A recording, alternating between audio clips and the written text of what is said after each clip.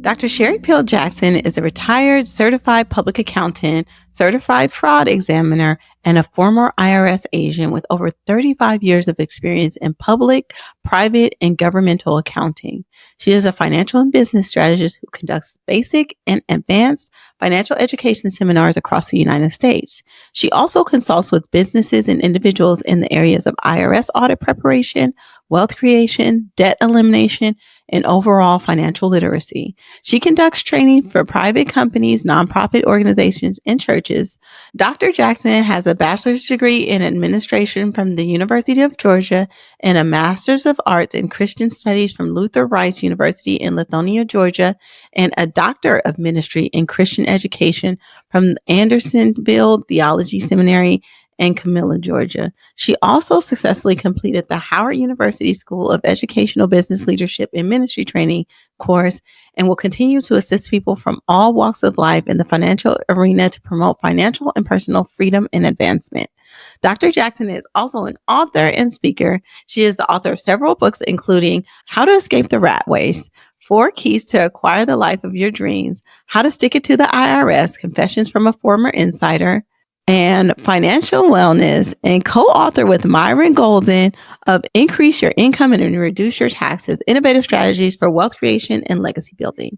Dr. Jackson has developed educational courses that will empower and enlighten individuals, nonprofit organizations, and churches about proper techniques to go beyond surviving to thriving in life, business, and ministry. She is currently teaching entrepreneurship, debt-free living, audit and asset protection, tax elimination, and survival in the new economy. What's up, my financially intentional people? I'm super honored to be joined by Dr. Sherry Peel Jackson today, and she's going to put you guys up on game on her system that is going to help you preserve the wealth that you are building. So welcome, Dr. Jackson. Thank you so much for having me, Nashima. Of course, of course. So let's just go into your background. Like, how did you get into this space? What is your origin story? Oh, Lord. First of all, I have a very pragmatic father. And when I was 16, he said, when you get 18, you're getting out. So I was like, so I had to get out of La La Land and figure out what I was going to do when I was 18. So he brought a Black Enterprise magazine home one day. Now, this is back in the 70s, and he popped it open to the middle, and he said, you need to look at this and read this because you like nice things. And what it was a article. It had the top 100 professions for Blacks. So I went through it. I saw doctor. I don't want to do the doctor thing. I didn't like blood. I didn't want to be an engineer. My uncle is an electrical engineer, and I saw his books because he's just 3 years older than me. I said, I'm not doing that Greek stuff. So I looked at accounting. I'm good at math. I can add, subtract, multiply, and divide. So I decided back then that I was going to go into accounting. So one of the things he told me was, if you are an accountant, and especially if you get a CPA, you can work in academia, you can work at CPA firms, you can work in corporate America, you can teach, and you can do your own thing. Those are 5 different areas that you can go into. So I said, okay, cool, I'll do that. Got my degree from University of Georgia. And a couple of years later, after working for CPA firms, I got my CPA. I was at a small CPA firm, and they were having me work like, oof. So he always taught me, if I didn't like where I was at point A, do not complain, go to point B. So I left the CPA firm that was having me travel all over the place. And it would be different if I was traveling to places like New York, LA, but they had me in Podunk, Mississippi, and all kind of places like that. And I was like, no. So I left there and I went to corporate America. I only stayed in corporate for 8 months because I found out very quickly that it's not about what you know. It's about what you do with who you know. Mm-hmm. And I wasn't about that game there at all. So again, I left. I saw an ad in the Atlanta Journal-Constitution, and it was for an internal revenue agent at the IRS. Mm-hmm. So I read it in audits. I can do that. I took auditing in college. So I went on with the IRS 1988, stayed with them till 1995, moved up in rank, got lots of awards, really enjoyed what I thought was doing the American thing and helping the United States gather the taxes. But I was disillusioned, just like a lot of people. Hey, wait a minute. I'm looking at these larger cases and they have these attorneys come in and wipe out most or all of the tax. Yet mom and pop are stuck with this large tax bill. They don't have an accountant. They're the low hanging fruit that the IRS goes after. And at the same time, I was a young mother and IRS was getting all of my time as I moved up in rank. And one time I had to take a bribe and get wired up and go somewhere, meet somebody at night to get the money, all that kind of stuff. And it might sound exciting, but it's no, you can't even tell your husband where you're going. And so I just decided after a while that I would quit. I did not have another job. They said, where are you going? Can you stay? Can you just work part time? No, I'm quitting. I came home to be June Cleaver. That only lasted a year though, because I liked nice things. And so not enough money was coming in. I did start my CPA firm in the basement of my home. All I had to do was put an ad in 2 different local papers and I never had to advertise again because I put an ad that said, Uncle Sam wants you. Uncle Sam wants your money, but I'm going to get it back for you. And I said, I'm a former IRS agent, CPA, and just started doing taxes. After that, I realized a whole bunch of other things about the IRS. They're literally stealing our money. So had to run in with the IRS. And then I actually relinquished my CPA because you have a license to do anything that you otherwise couldn't do. I know a couple of stockbrokers who will also relinquish their license because they couldn't tell people about the real investments that were making the real money because you're barred from doing that. There's what's called an accredited investor. And if someone's not making $1 million and some other requirements, you can't tell them where the money is. And that's just wrong. Same thing when I got to the point where I was like, this is enough. I want to tell people the truth. And I stand on the truth, which is this is our money. It's ours. It's not theirs. And we need to learn how to keep, protect, and grow it. So now what I do, I have a consulting firm, SB Jackson Consulting. We help people that are having IRS audits. I love to go up against the IRS, really. It's just, I have several books also. One of my flagship books is How to Stick It to the IRS. Love it. And so people come to me when they're in trouble, when they owe money, when they don't really think they owe it, or when they get audited. That's one of the things that I do. But my passion in the financial world is to help people start and grow viable, thriving home-based businesses. Love it. Oh, I love this. The whole story, the background, everything is just amazing. I love that. And I'm like right there with you. In the corporate space, you realize that doesn't get you far at all. It was like, I was like, that's how I used to be. When I was in healthcare administration, I was like, I have a brown nose. I'm not a brown noser. So I'm not about to do all of that. Right. And so I left and went into nursing. So I 100% feel you on that. But yeah, especially right now, I think this is a very timely conversation. And we're seeing a lot going on, especially in the government, as far as, first of all, there's so many layoffs in the IRS. That's one thing. But then having conversations about like who really is paying taxes. We know Trump don't pay taxes. We know Elon Musk doesn't pay taxes. How much in taxes that Tesla has gotten back, or they haven't even paid, and all the subsidies that they get and all these things. But as for me, as a nurse working in the Bay Area, every time I share like how much in taxes I pay to state and federal taxes, people are appalled. And I'm just like, it is what it is. Right. I'm the one that the taxes fall on. I bear the brunt of all these people getting all these tax breaks. What we do is we teach people how to be like Trump and Elon Musk. Mm-hmm. The tax law is written for businesses, and people that have businesses and know what they're doing don't have to pay either. So you don't have to pay. Employee is unfortunately like you said, the brunt. You got a W-2, they're going to take the money out, and you may or may not get some of it back at the end of the year. You may end up paying more. But businesses, large and small, can keep, protect, and grow what they earn. They don't have to pay because Internal Revenue Code Section 162 says that you can deduct ordinary and necessary business expenses. So an employee can't deduct their cell phone, their internet, their mileage, but a business owner can. What does it mean when they say ordinary and necessary? Back in 94, there was a woman, her name was Cindy Hess, and she had a business, and she took a deduction for a breast enlargement on her tax return. And the IRS laughed till they just fell on the floor. And they took her breast enlargement deduction away. However, Cindy got a lawyer and went to tax court, and she won the right to deduct her breast enlargement. Why is that? Because Cindy Hess, better known as Chesty Love, was a pole dancer. And it was ordinary and necessary for her to have to keep up with the younger girls. Mm-hmm. The ordinary is and necessary is helpful, common, appropriate.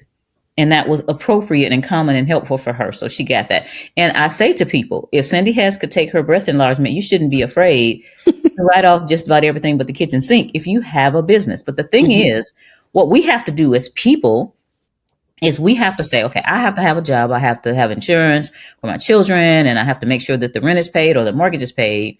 But when I come home in the evening or whenever you're home, instead of turning on the electronic income reducer, which is the television, and the electronic intellect reducer, then we decompress, take some time with our family, eat dinner, chat with them, put the kids to bed, and then you start working on your home-based business. Mm-hmm. My mentor says, if you're not making $10,000 a month, you don't have time to watch TV anyway. So I'm really hard line. I'm really hard line with people. I mean, the reason why we stay behind is we don't forge ahead knowing the things that we really need to do. Mm-hmm. I talk to people, they're broke and they want to start a business. I go to their house, they got 7 flat screen TVs in their house.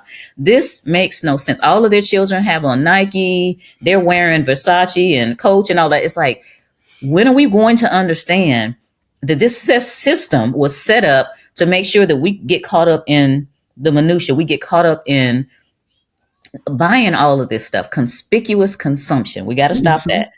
Take some time and sit down and say, what do I want? And I have a set of 8 questions to design your future that I go through every year at the end of the year for myself, and I share it with people. Mm-hmm. But the first 3 questions are, what do I want? Why do I want it? In other words, why is it important for me? And what am I willing to give up to get it? So that's the one right there, because if you're going to be an investor, if you're going to get a second business, a home-based business and thrive, there's certain things you're not going to be able to do. You can't sit there and watch football all until whoever it is that's playing now, Cam Newton or whoever it is, until they start stroking me a check. My team is the Jackson team. I don't know who's playing right now because I don't watch it, but and we should relax. We work hard and we should have time to relax. However, if we want to stop throwing shade at people who are moving forward, we got to see what they're doing. Mm-hmm. What these people are doing, they're opening businesses and they're taking advantage of all these tax credits and write-offs that are there.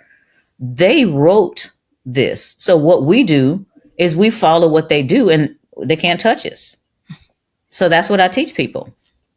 I think that's the most important part of financial empowerment and financial education, which leads to empowerment, is the system is not meant for us to succeed. But if we understand the rules and how to play the game, we can use the system for us. And that's what I'll be trying to tell people all the time. Yeah. I know you can preach all day about like how the system has got you down and all this stuff. But then what are you doing? Right. What are you doing to empower yourself, to empower your family? Because we all know that the disadvantages and all of that kind of stuff. Right. But we can either sit in that or we can grow in the spaces where we can grow. We can control what we can control. Exactly. Yeah. And what I teach people is the system that I use. And when I got into the fight with the IRS, I lost just about everything. I had lost my marriage and I hit rock bottom and started to dig. However, I had to sit down and say, how am I going to get myself back together? I need a system. So that's when I developed the KPG system. It worked for me and it's been working for my clients. So let's talk about that. Keep what you earn. We spend too much money on everything. I got to the point where even down to going to the grocery store, I don't go to the grocery store hungry. Because when you do that, you spend more money. You put junk in there and all that. So I would use coupons religiously because you do save money. And these things might seem trivial to some people, but desperate times call for desperate measures. And if you want to, what I think a couple of people I've heard say, live like no one else so that later you can live like no one else. I would make sure that I shopped at the thrift store. Now, I know people that say, "Oh, I wouldn't go in there. Those clothes stink. Wash them. Take them to the cleaners." I've saved thousands of dollars by just going to find things. Some of the nicest thrift stores that I went to back in the day, they didn't even have dressing rooms. They would have mirrors all around. So I would wear a cat suit to the thrift store, and I would put things in my basket that I thought fit. And then I would get in front of a mirror, strip down my whatever I had on, usually warm up pants or something, into that cat suit and try those clothes on.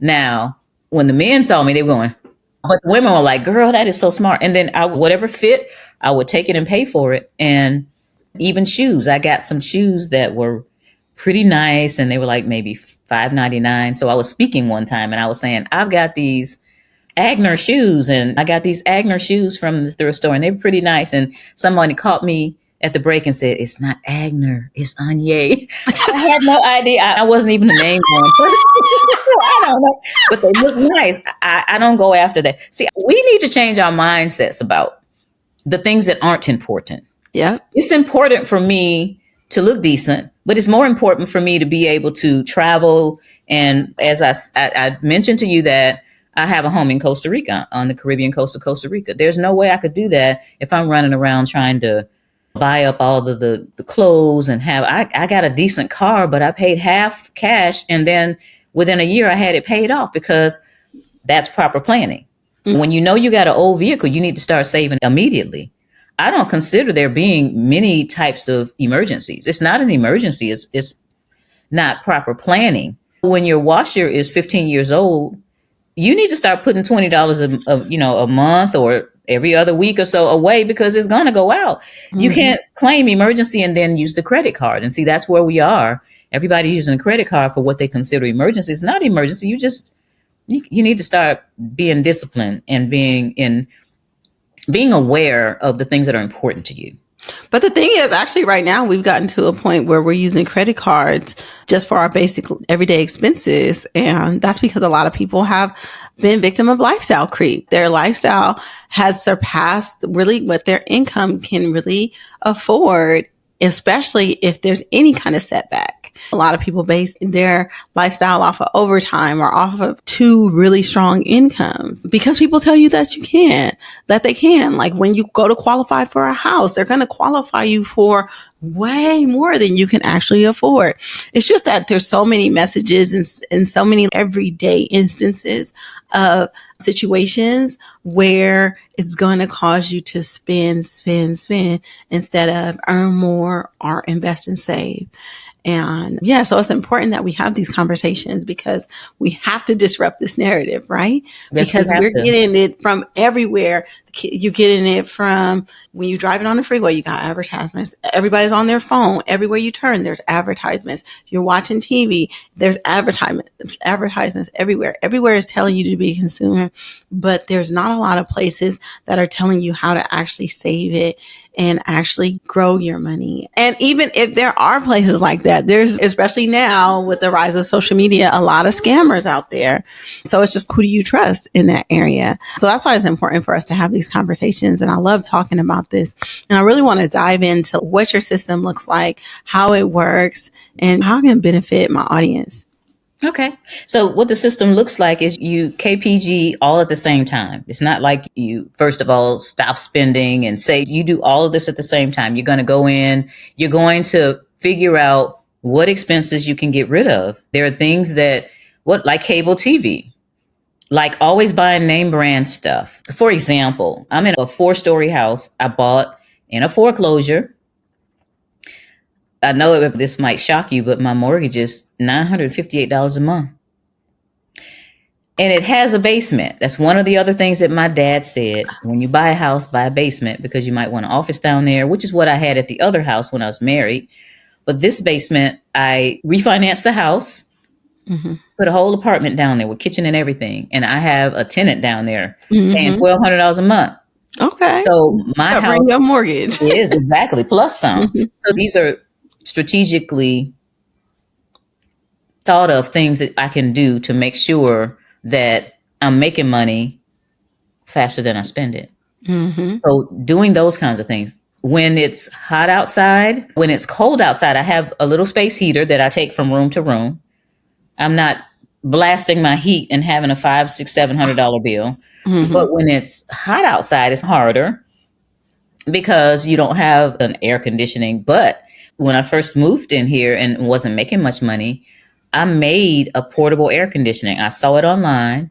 It's made out of a cooler, one of those styrofoam coolers. You Mhm. put 18 bottles of water in there, cut a hole in the top, and put a fan in there. And then you put one of those like pipes that come out from your furnace and it Mhm. blows right on you. And those 18 bottles of water would cool me for 2 hours. The hardest part about all that was taking the 18 bottles of water after they'd melted and put them back in the freezer and get 18 more. I did that so that my electric bill in the summer wouldn't be $200 and $300. These are kind of things that people a lot of times aren't willing to do. But when you change your mindset and you have a goal in mind, that's what you do. You go in and you figure out what your expenses are. Write down everything that you owe. Some people, I've done that with them and they were very embarrassed about what they bought, but then you start knocking it down. I like the snowball method. You start out Mhm. and you get rid of the first bill, the smallest one, and then you take the money that you were paying on that one and pay off the next one and the next one. That's what I Mhm. did.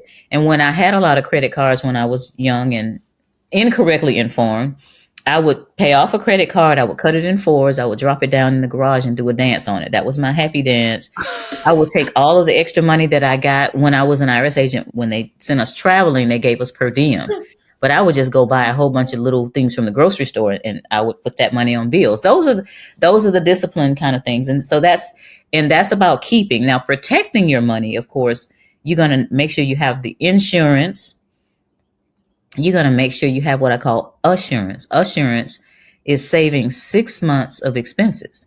So if your expenses are $5,000 a month, somewhere you need to be putting 30K away because things happen. People get laid off and all these things, and you need to continue on. People spending every dime that comes in they're just not going to, it's not going to be successful. So that is protecting what you earn, making sure you have insurance, making sure that you have someone or yourself that understands taxes so that you can be protected from the IRS. I call the IRS the insidious representatives of Satan, by the way, because they're taking money. The stuff that they're doing with our money is uncalled for. And I won't get into all of that. I'm sure that your listeners will probably, when they look me up, they'll get an ear and an eye full. But I'm that person that's going to tell you the truth. As far as growing the money, you got to get a home based business. People talk about get rich quick schemes. There's no get rich slow. You can't get rich slow. There's so many different things out there because we have the internet that you can do to make money. What Mhm. you're doing now, having a YouTube channel, having podcasts. My clients, a couple of my clients, they're writing books. They are thinking of a blog. These kinds of things that you have something of value to add to the marketplace. And what you Mhm. need to do is get in the marketplace, figure out what the people want. Don't just say, I have a degree in archaeology, so I'm going to offer some classes in archaeology. People don't want that. Go find out what the market wants and give the market that, and you will make money. So then when you get your home based business, then you can write off your cell phone, your laptop, your everything. And when you have a home based business, you can even hire your children. You can hire your children to work for you and you won't have to pay any tax, not federal, not state, not Social Security, not Medicare. So when Mhm. I was younger and my children were younger, they worked for me. They swept, they cleaned up, and I allowed my clients to come into my office in the basement, bring their children. My children would go and entertain their children. They had little Mhm. videos like the Veggie Tales and little things like that that they Mhm. could watch on a television that was upstairs. So these Mhm. are things that wealthy people do this all day, every day. They teach their children how to make money work for them instead of how to earn money. And babysitting and cutting grass is fine, but we need to teach ourselves and our children how to operate on a global level. Both my children, also, when they were young, they were involved in businesses that were network marketing businesses. So they would get checks. This was back when we get checks in the mail. They would get checks in the mail from their little network marketing business. Of course, my name was on it, but they were doing the business. So these are things that's to keep, protect, and the growth. There are so many different ways to grow money, but I like the way that I learned from a couple of my mentors from afar, which is cash flow banking. I don't know if you've talked about that on your show, but using insurance to grow your wealth. And I have a few of those policies, so I'm able to borrow from my own self and use that money and then put it back and borrow again, as opposed to begging the bank every time. The property that I have, some property here besides my house. I have some property in South Fulton County. I have 3 properties in Costa Rica. I have the house that I stay in, but then I'm developing. I'm a budding real estate developer. I have my company there and here, sister company, Middle of Paradise in the United States, Middle of Paradise in Costa Rica. I have some hilltop property and some beach Mm. property. But I think that discipline is what we lack in order to move forward. If we say, this is what I want and I'm focused on it, I'm not going to let anything distract me, and I'm going to get the help that I need. Now, that is something that's important. I had a mentor. I had several mentors. I had a couple of mentors that I knew face to face, and then mentors that I joined some like mastermind groups. And between all of Mhm. those, I didn't have to reinvent the wheel. I followed the path that they took so that Mhm. I could be in a situation where I had the money and I did what I was supposed to do with the money that I knew was going to work because they had done it. I was 18 days in Costa Rica since the 13th of February. And it was a joy for one of my mentors face to face to come and visit me on his way to Panama Mhm. and see the results of what he taught. Yeah, I love that. I love that. All of the things you talk about, those small sacrifices that you have to make. What I want people to understand is that you have to make small changes, and they're not big things, but they will make you uncomfortable. You have to get uncomfortable just for a little while for big changes. And I tell people, like, when I was getting out of debt, like, all of that stuff, it seemed, and when I was working on it, it seemed like it would be forever. But when I look back, it was only a little over 2 years. Mm. And from there, those things that I've set in place, I haven't even had to do too many things on a day to day basis to turn that money into $1 million. And that's why I tell people, it's just getting uncomfortable for a little while. It's putting those things into place right now that'll help you grow. But the thing is that people just want to keep on pushing it off and pushing it off and pushing it off. And there's no better time to do it than now. But like you said, you don't have to reinvent the wheel. You don't have to do this alone. There are thousands of people that have done this before you. All you need to do is find the right person that can show you their roadmap and follow the steps. It's not that hard.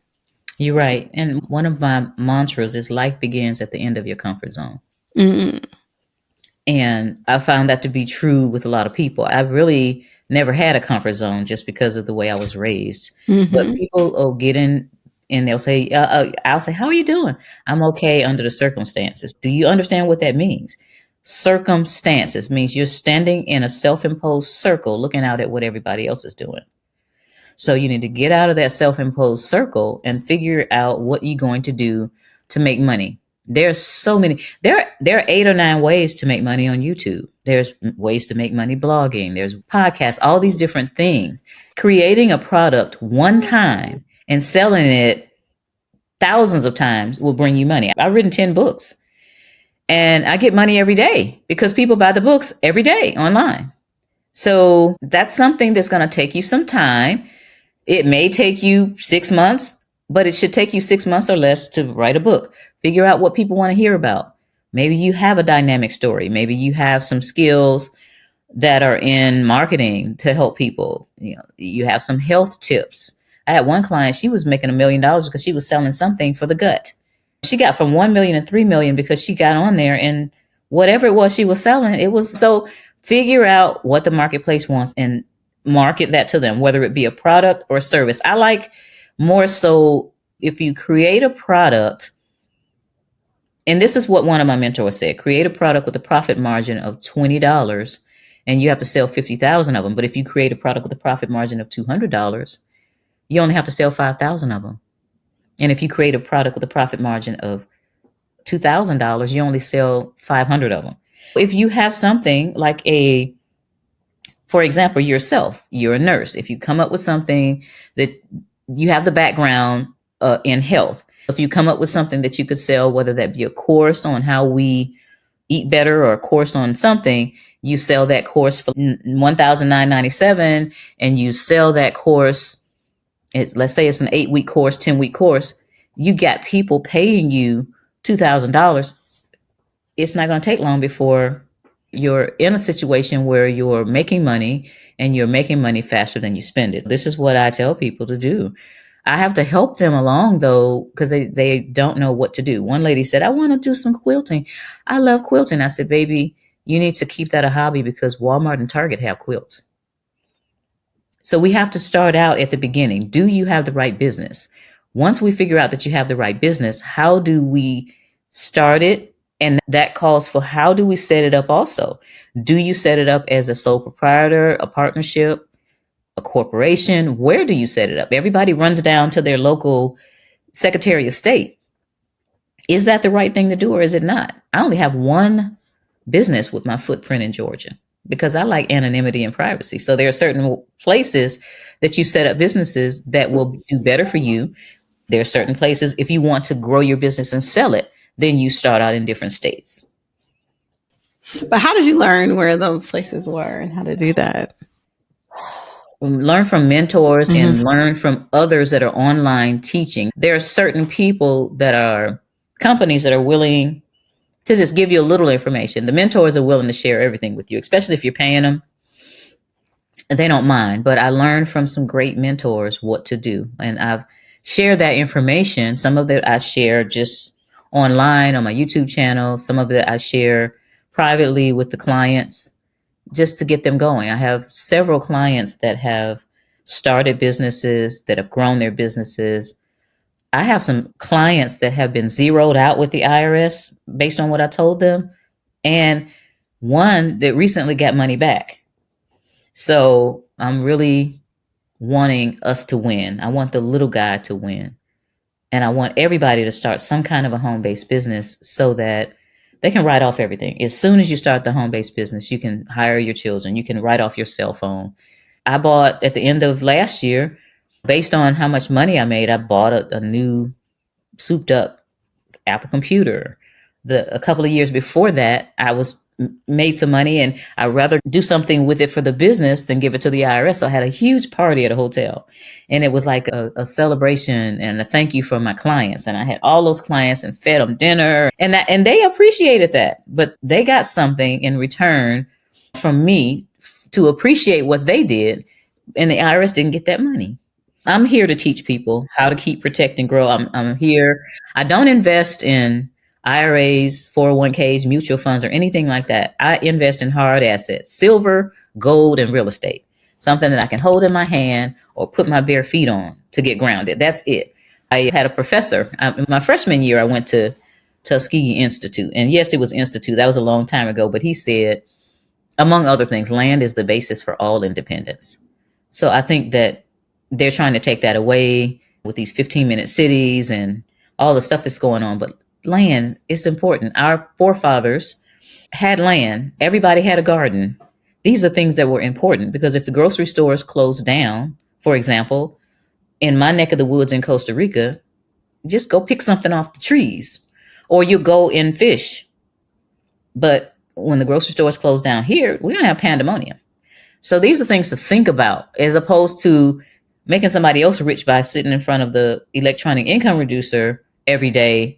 And the news, I don't even watch the news anymore, because it's like, it's so negative. You wake up and you turn, and your alarm goes off, and there's death and destruction and fires and all this, and you go to bed to the same thing. It's keeping your mindset in a negative position, and that negative energy is not doing any good. Positive energy, thoughtful energy, and strategic thinking is the way to go.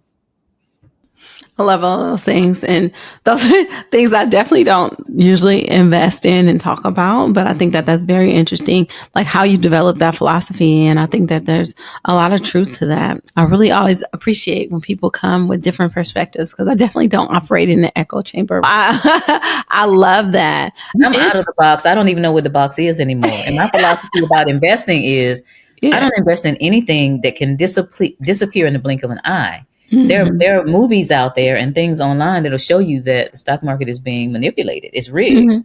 So nobody winning but Nancy Pelosi and all of them. They have insider information. So Politics. Yes, it's that's not, real. just like you said earlier, it's Yeah. not meant for us to thrive. Hmm. And I'm out of the box to teach people how to really thrive because they're not teaching that. Yeah, I love that. You did talk about like mentors and that you even pay for mentors. How do you go about finding your mentors and what's your overall philosophy about paying for mentors? Time is infinitely more valuable than money. And if it's going to take me 10,000 hours to learn something, but I've researched and I see that that person has it down pat, I would rather pay them than try to go over it on myself and mess up and spend 10,000 hours and still don't have it. So I watch people. I look at what they do. I look at what they say. I look at their lifestyle. And if they are practicing what they preach, they don't have to be a millionaire, but if they are practicing what they preach, and they've got it down pat, then I said, okay, I'll pay you to help me to grow my business, or I'll help pay you to teach me how to do international real estate or whatever that is. Now, I didn't get any, I had to go to the school of hard knocks with the international real estate. So that's going to be one of my new areas to teach people about international real estate and how much different it is and what they can do to make sure that they don't run into the roadblocks and have to reinvent the wheel like I did. But yeah, mentors are very Yeah. important because they help you change your mindset. They keep you on track because a lot of times we get sedentary. You're excited about something like at the beginning of the year, you want to lose 50 pounds and all that, and then maybe the next month and then you're losing your motivation. But a mentor like myself, I'm going to kick you in the behind. Where are you? You haven't Yes. called. What are you doing? Yes. Because you Yes. Yes. paid me and I produce results, and I can't Yes. produce results if I let you pay me and then you disappear. So you're on when you get me as a mentor. I love that. Dr. Jackson, so how can people work with you or find your abundance of books or resources? So my website, which is being redone because it's got some flaws in it, but it's still there right now. It's sherrypeeljackson.com.